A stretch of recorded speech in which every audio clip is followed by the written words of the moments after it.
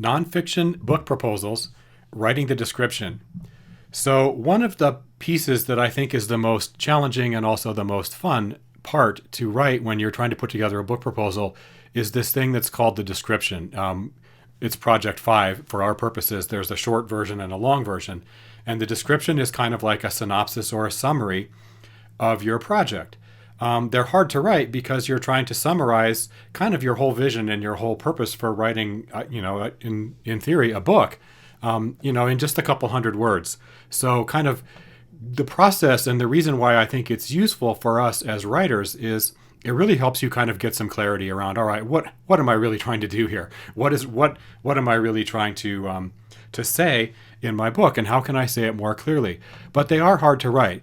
And so I want to share with you in this video one effective model or strategy for writing these project descriptions, which I call the problem solution model. So let's look at a couple examples from book publisher websites. This is Stylus Publishing, the publisher that I'm currently working with on my proposal. You can take a look at it again if you're interested. It's on how to teach with using multimedia. The format for nonfiction book proposals on the Stylus Publishing website includes this section numbered 2 here called Description, Scope, Content, and Purpose.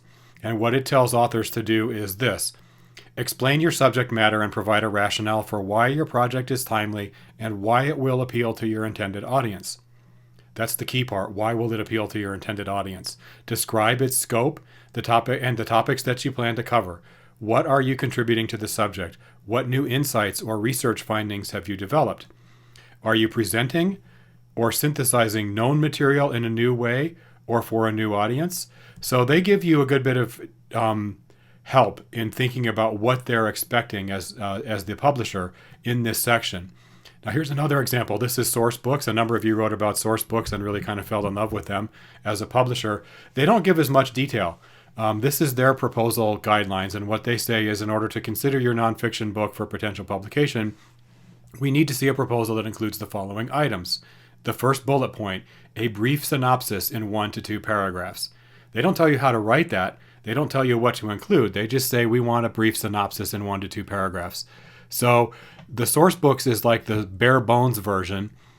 The Stylus Publishing is a little more in-depth, but in almost every single case that you will find, a nonfiction book proposal includes this section.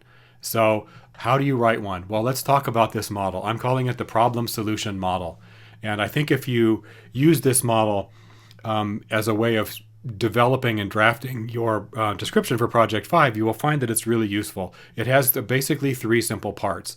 Part 1 is where you identify a problem. What is the problem you're trying to solve, right? What is the need that you are trying to meet for your readers?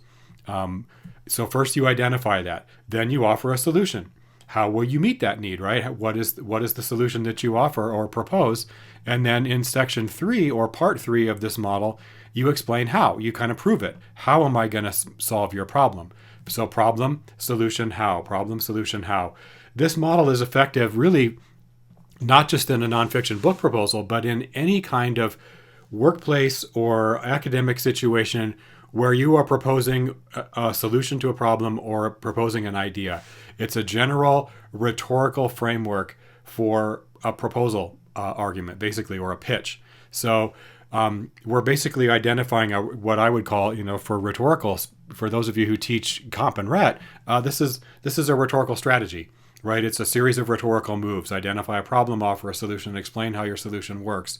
It's a really simple model for writing these descriptions, and it will also help you later when you go to write the actual marketing copy for your book or for your website.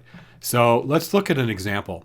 One of my favorite books is called The Doodle Revolution. It's by a woman named Sunny Brown, and you can see her subtitle or tagline is at the top of the page there on her cover. Unlock the power to think differently.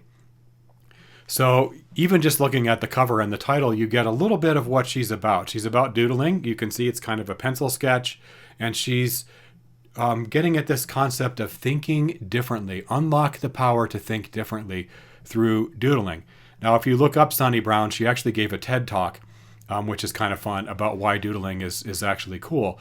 But I love the story of her book And I think she's done a really effective job, or her marketing people, or whoever wrote this copy, done a really effective job of capturing the essence of her proposal in a very few words. It's actually 133 words. And here's what she says. There is no such thing as a mindless doodle. That's a pretty good one-sentence hook, right? There is no such thing as a mindless doodle. And it goes on to say, what did Einstein, JFK, Edison, Marie Curie, and Henry Ford have in common? They were all inveterate doodlers. These powerhouse minds knew instinctively that doodling is deep thinking in disguise, a simple, accessible, and dynamite tool for innovating and solving even the stickiest problems. Sunny Brown's mission is to bring the power of the doodle to the rest of us. She leads the revolution, defying all those parents, teachers, and bosses who say, stop doodling, get serious, grow up. She overturns misinformation about doodling, demystifies visual thinking, and shows us the power of applying our innate visual literacy. She'll teach you how to doodle any object, concept, or system imaginable, shift habitual thinking patterns, and transform boring texts into displays that can engage any audience. Now, if you wrote those 133 words and put them in your book proposal, I pretty much guarantee you've got the editor's attention. I mean, this is really great. This is a really good example of how you can summarize the whole mission and purpose of a book in 133 words. So let's break it down a little bit and look at how she's using the problem solution model. So remember, here's our model. Identify a problem, offer a solution, explain how your solution works. Well, what is the problem Sunny Brown identifies? Well, the problem is this. Educators and business people do not take doodling seriously, right? They think doodling is mindless. They think doodling is silly. They think doodling is, what little kids do when they're bored. So there's this, immediately she's identified the problem is that there's a perception gap around doodling. People don't take it seriously. That's the problem her book confronts head on. And she actually uses the word revolution, right? She's going to revolutionize your thinking. She's going to say, you darn well better take doodling seriously, and here's why. So her solution is this, and I've copied and pasted the language from the book description right here.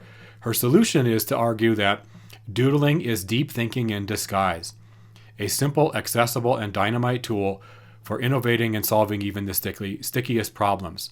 So she's suggesting, I'm going to offer you a solution to the doodle problem. The people don't take visual thinking seriously. I'm going to show you that it's actually deep thinking in disguise, that it is simple, it is accessible, and it's a useful tool for innovating and for solving sticky problems.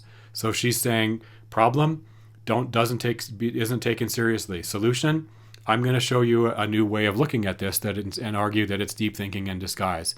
And then part 3 is the how part. How does your solution work?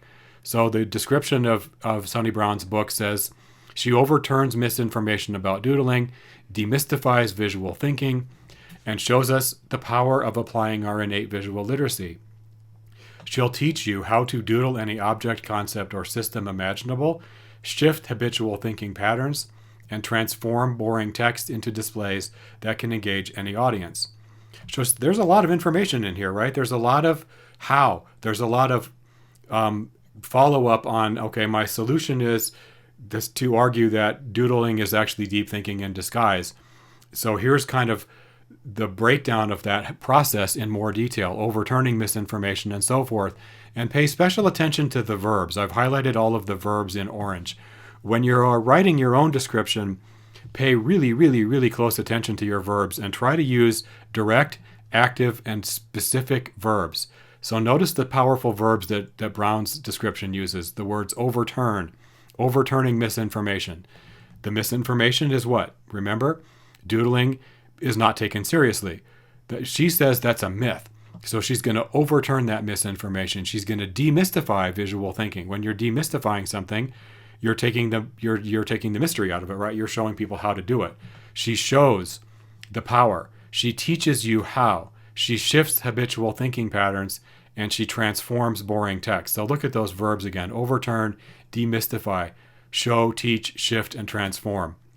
Really good, strong verbs. Now, obviously, this is a piece of copy that was written over and over and over again, and I would suspect that this was language that Sunny Brown used in her original book proposal, and the marketing people at her publisher picked up on that and used it over and over and over again as a way of pitching the book then on the back cover book jacket to the readers. So she's done a really effective job of using this model. So once again, the problem solution model. Think about this and see if you can outline these three parts and use them in your own project description for Project 5. First, you identify a problem. What is the problem you're trying to solve? What is the need you're trying to meet for a reader? And think about your readers. Why on earth would they read your book, right? What problem or need are you trying to address? And then what is your solution? And then explain, how does your book demonstrate that solution, right? How are you going to actually help people get there in the way that Sani Brown has done here by teaching us how to doodle, right? Her solution ultimately is to teach us how to doodle and in a way that will shift our thinking patterns and transform boring text into displays that can engage any audience. So she's explaining how her solution works, and I think you can do the same. So that's the problem solution model. I hope that's helpful. I think you can apply it to a wide range of different kinds of projects and topics when you are writing a description for a nonfiction book proposal. So that's the problem solution model. Thanks for listening.